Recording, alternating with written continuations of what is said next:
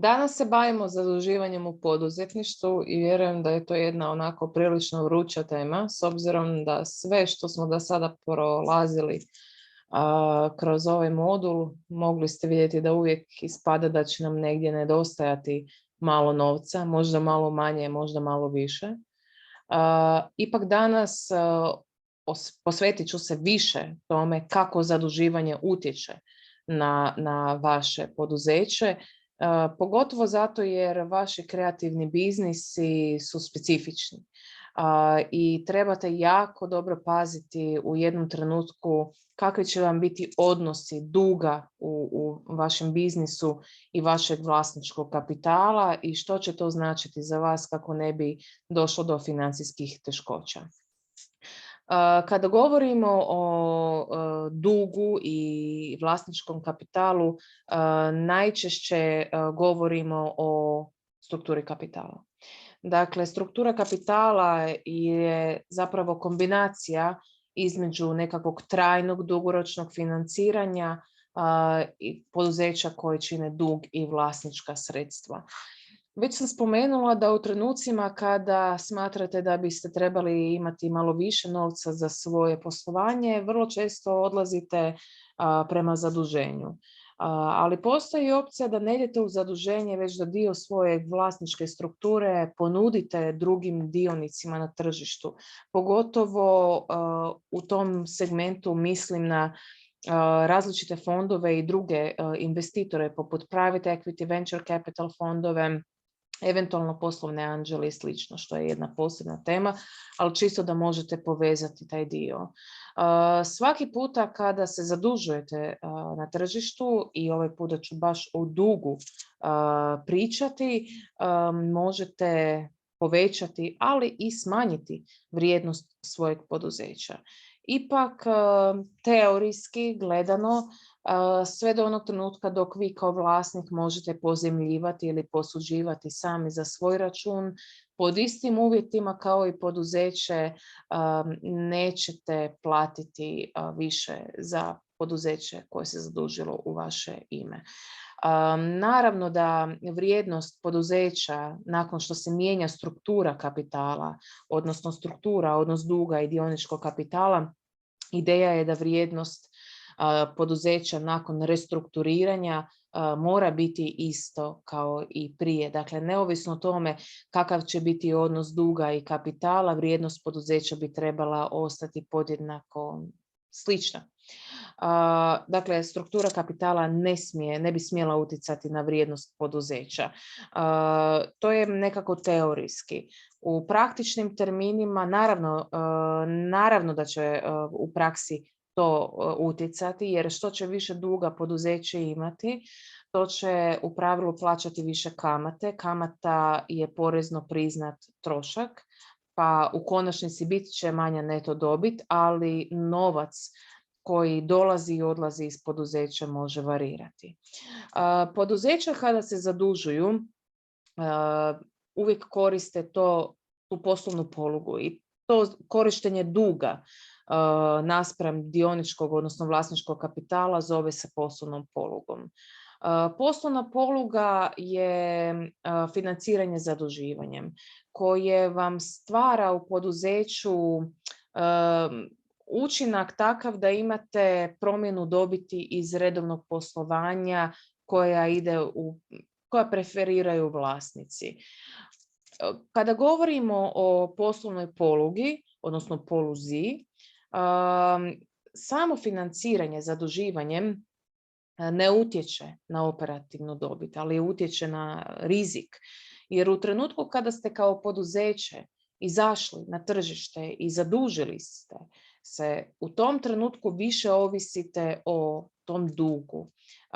Postoji također jedna velika vjerojatnost da dug nećete moći otplatiti. To je taj jedan dio financijskog rizika koji ulazi u vaše poduzeće. Što je poduzeće više izloženo financijskom riziku, to bi vlasnici trebali očekivati veći povrat na to poduzeće. Dakle, poduzeća koja koriste sustav financijske poluge, odnosno poslovne, odnosno operativne poluge, trebala bi očekivati ipak nešto veći povrat na investiciju, odnosno na imovinu, nego što su to poduzeća koje nemaju zaduženje u svojoj strukturi. To je vrlo jednostavno zato jer taj stupanj poluge vam pokazuje kako se ta operativna dobit u poduzeću mijenja sa strukturom, odnosno strukturom prihoda. Postoji jedna teza, a ta teza je da odnos duga i kapitala koji je manji od 1 smatra se solidnim prema standardima svake industrije, pa čak i one start-up industrije. Ako poduzeće ima visoku polugu, a to znači da ima jako visok odnos duga i kapitala, odnosno puno veći dio duga nego što ima kapitala, to znači da će poduzeće pokušati istisnuti više novca iz svake dodatne prodaje. Općenito visok stupanj poslovne, financijske, odnosno operativne, to su sve sinonimi te poluge, je bolji u trenucima kada poduzeće normalno posluje i u trenucima kada poduzeće je dobro financijski planiralo korištenje određene poluge. Poluga vam omogućuje da koristite tuđi novac kako biste ostvarili dodatnu profitabilnost po svakoj kuni ili euru uloženog novca u poduzeće, pod uvjetima da poluga ima trošak manji nego što je to vlasnički kapital. Kad kažemo da poluga ima manji trošak, uglavnom govorimo o tome da novac primjerice iz banke, odnosno kredit, pozajmica iz banke će imati manju kamatnu stopu nego što je to vaša tražena stopa povrata na poduzeće. Poduzeća sa niskim stupnjem poluge vrlo vjerojatno lakše ostvaruju profite kada se suočavaju sa nekakvim nižim stupnjem prihoda od prodaje. I to zaista ovisi od poduzeća do poduzeća,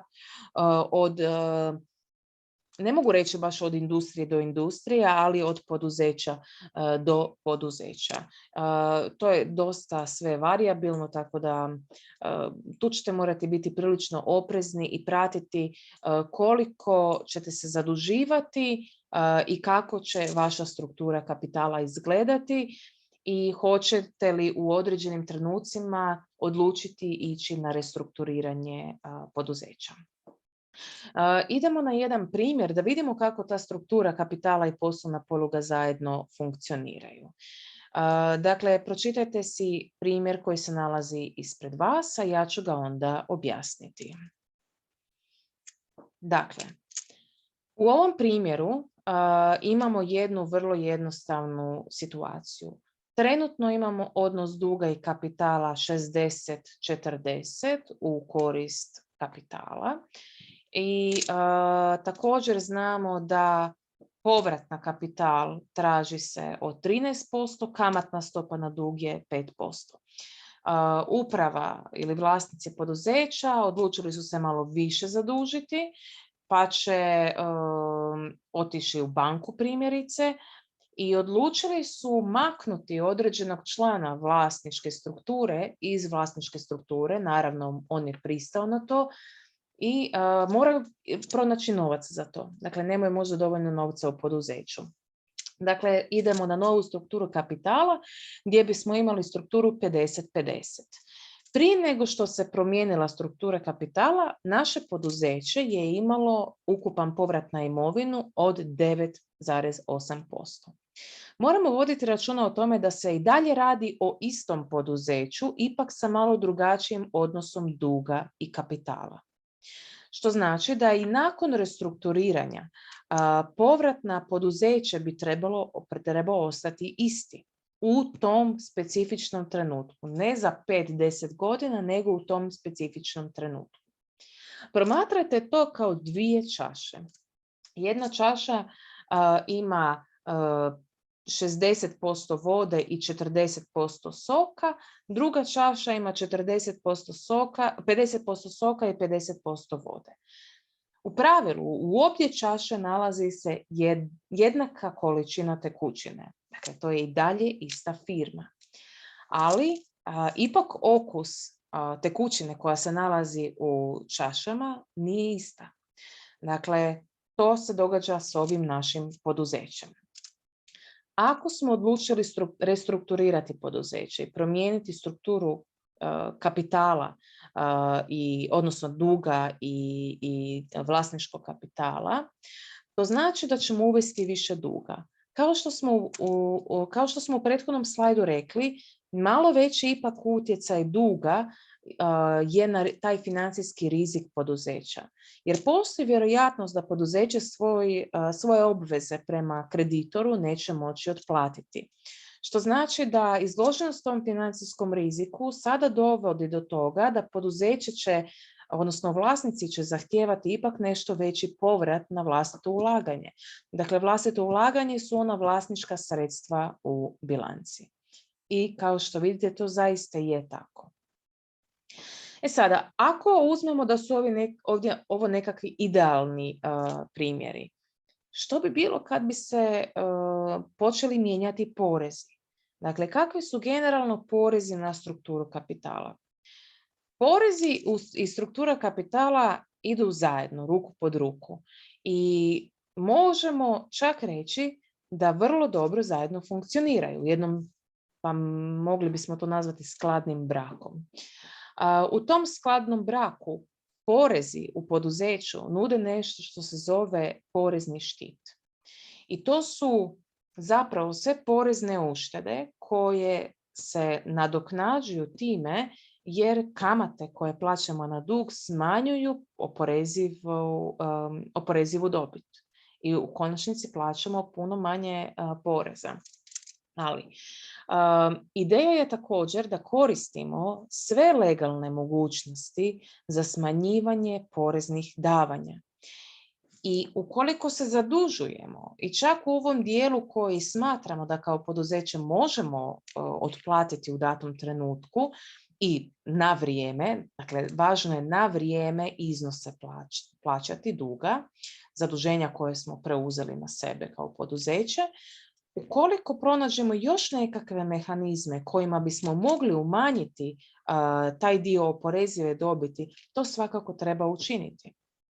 Neki od primjera oporezivih troškova koje poduzeća koriste danas kao porezni štit su vam isplata dijela sredstava za dobrotvorne svrhe.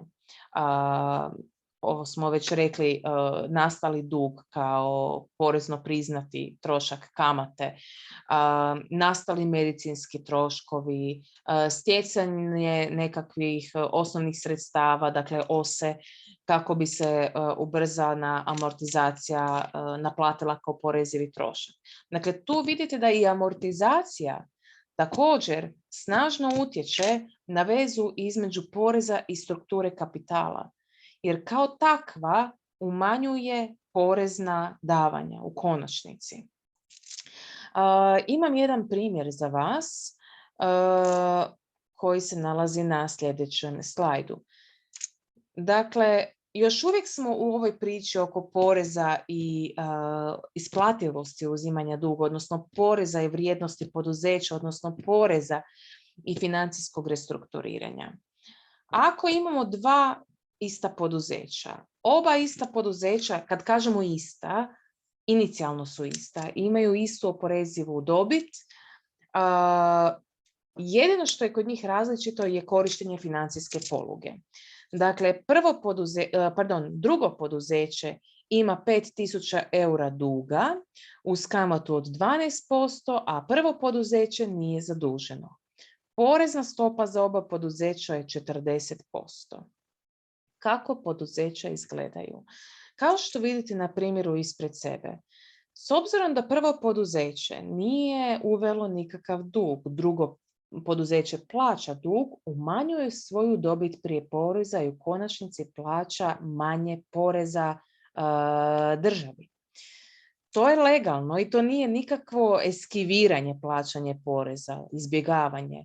Ovo je samo umanjenje porezne osnovice kroz operativno poslovanje, u ovom slučaju restrukturiranje poduzeća. Upravo zbog tog umanjenja plaćanja poreznih davanja prema državi, poduzeće je uspjelo ostvariti dobit koja je raspoložena vlasnicima od 840 kuna ili eura. Prvo poduzeće ima samo umanjena porezna davanja za 800 eura i konačna dobit koja je raspoloživa vlasnicima je 1200 eura. Sada, svi imatelji vrijednosnica, ako promatramo da je dug također jedan dio vrijednosnice, nečega što moramo platiti onim imateljima, vlasnicima tog inicijalnog duga, izdavateljima duga. Kod nas je to možda u ovom primjeru banka. Dakle, recimo da je to banka izdala kredit od 5000 eura. Tada banka ima rezidualno pravo tražbine na taj dug.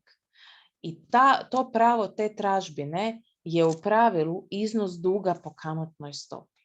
I upravo zato konačna vrijednost dobiti koja je raspoloživa svim imateljima vrijednosnica u poduzeću koje je zaduženije u odnosu na ono koje nema dug u svojoj strukturi kapitala, konačna dobit koja je raspoloživa imateljima svih vrijednosnica, svi koji imaju rezidualno pravo na poduzeća je značajnije veća, čak za 240 eura.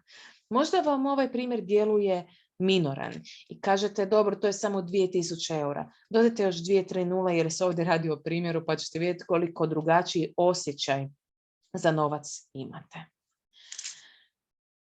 Naravno, u trenutku kada ne plaćate svoje obveze po dugovima, može doći do financijskih teškoća koje su dosta nezgodne za poduzeće.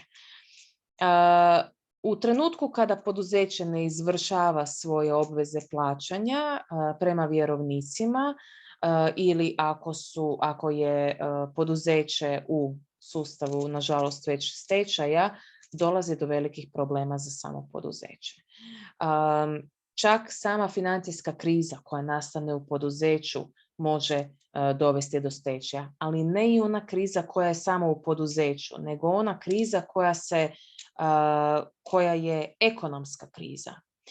Dakle, ponekad i ekonomska kriza značajno, mislim ne ponekad, nego zaista ekonomske krize strahovito utječu na poduzeća. Ekonomski ciklusi su sporiji, naplata je teža, svi pokušavaju što više novca uštedjeti, sačuvati u poduzećima, održavati radna mjesta, a i dalje pokušavaju održavati poslovne cikluse živima. U takvim situacijama također dolazi do velikih financijskih teškoća. Ponekad je to zbilja kriza, a ponekad je to zaista samo hodanje po tankom ledu. Kada dolazi do umjerene zaduženosti poduzeća, a vratite se na naše predavanje kada smo govorili o financijskom zdravlju poduzeća i vidjet ćete što znači umjerena zaduženost. Kod umjerene zaduženosti vjerojatnost financijske krize je gotovo trivijalna. I porezna prednost duga u takvom poduzeću je vrlo snažna. Ipak u određenom trenutku dodatno zaduživanje vam može prouzrokovati naglo povećanje mogućnosti pojave financijske krize. I potencijalni troškovi krize mogu vam vrlo ozbiljno početi uništavati vrijednost poduzeća. Pogotovo mladih poduzeća, onih koji su tek u fazi rasta. Ako gledamo teoretski, onda možemo reći da optimum u ovakvom sustavu može biti postignut kad je sadašnja vrijednost porezne uštede nekakvim daljnjim zaduživanjem samo prebijena povećanjem sadašnje vrijednosti troškova krize. Bez brige, radit ćemo to na jednom primjeru. Kada poduzeće više nema načina da plati svoje vjerovnike i kada te financijske teškoće dođu do nekog svojeg vrhunca ili dna, ovisno o tome kako to promatrate, dolazi do stečajnog postupka, gdje poduzeće mora izabrati hoće li ići u likvidaciju ili u reorganizaciju. Dakle, poduzeća, ukoliko dođu pred zid i otvara se stečajni postupak i biraju između likvidacije i reorganizacije, Vi kao vlasnici poduzeća morate razumjeti da likvidacija znači prodaja imovine. I kada dođe poduzeće u likvidaciju, tada najveći dio imovine ide prvi u namirbu vjerovnika. A tek ono, dakle vjerovnika, tu može biti i banka i vaši dobavljači i mogu biti financijske institucije ako niste platili porez i komore i slično. A ono sve što ostaje, ostaće vama. Ako išta ostaje. Vi se realno uopće ne morate namiriti kao vlasnici poduzeća. Za razliku od likvidacije, postoji sustav reorganizacije poduzeća. Reorganizacija poduzeća znači da poduzeće nastavlja svoje poslovanje, da se vjerovnici naplaćuju vrijednosnicama u reorganiziranom poduzeću. U praksi to znači da ukoliko poduzeće nije moglo platiti vjerovnike do sada, nakon sustava reorganizacije vjerovnici postaju djelomični vlasnici poduzeća, odnosno dobivaju vlasničke udjele u poduzeću. U sustavima, odnosno u poduzećima koje ste vi gradili, koje cijelo vrijeme pokušavate dovesti do razine ne samo profitabilnosti, nego uspješnosti i poduzeća koja će doprinijeti ekonomskom sustavu. Ako u takvom poduzeću se dogodi situacija da da niste izvršavali svoje obveze na vrijeme i da je došlo do toga da morate birati između likvidacije i reorganizacije, u tom trenutku apsolutno je krajnje vrijeme da maknete svoje emocije. Jasno je da ste gradili poduzeće, ali ako vam poduzeće likvidiraju, je li to manja šteta od reorganizacije? To ipak ostaje na vama.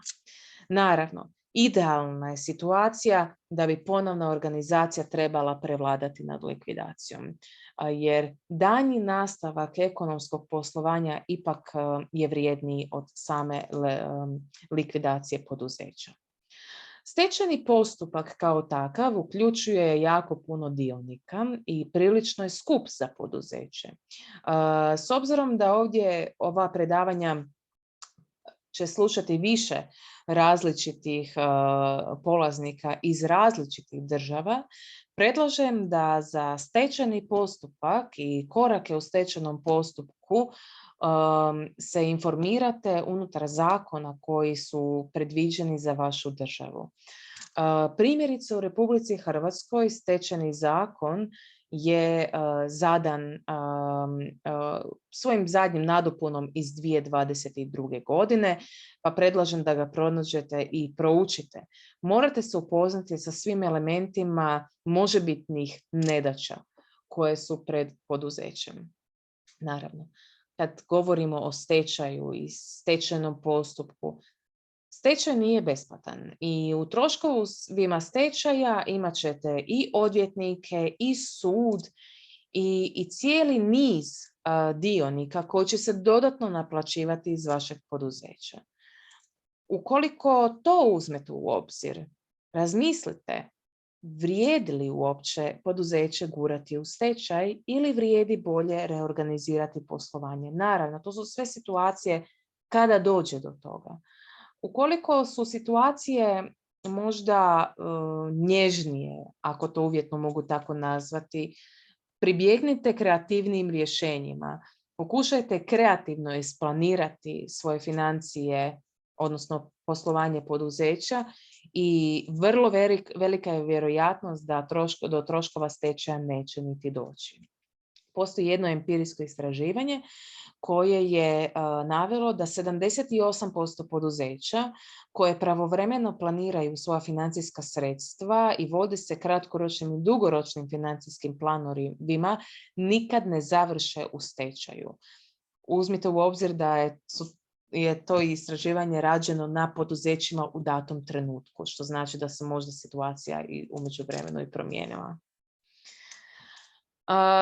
Dakle, u troškovima stečaja imamo jako puno troškova dodatnih koje proizlaze i koji se isplaćuju iz preostale vrijednosti imovine poduzeća. Dakle, sve se namiruje, prodaje se sva imovina poduzeća, prvo se sjedne na račune poduzeća, a onda se krenu prodavati dugotrajna imovina.